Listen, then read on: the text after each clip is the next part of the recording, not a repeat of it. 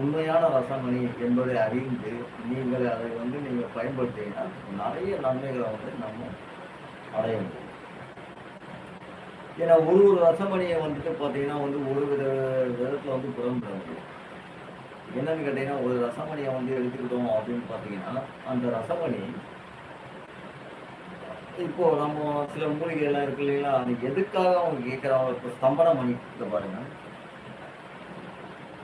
இது ஸ்தம்பன மணி இல்லையா?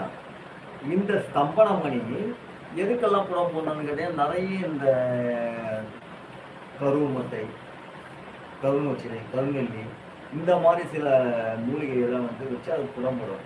ஏன்னா இப்போ நம்ம ஸ்தம்பன மணி செய்யணும்னு கேட்டிங்கன்னா குறைஞ்சது ஒரு 50 குடமாவது நம்ம இடலாம். இந்த 50 குடம் விட்டால் தான் நம்ம கருநொச்சிலை நம்ம பயன்படுத்த முடியும். சரிங்களா? சரி, ஒரு நிமிஷம்.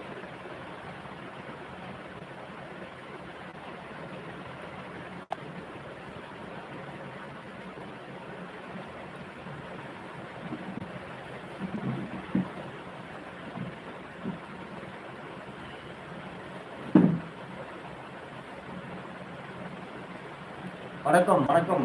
Hello sir.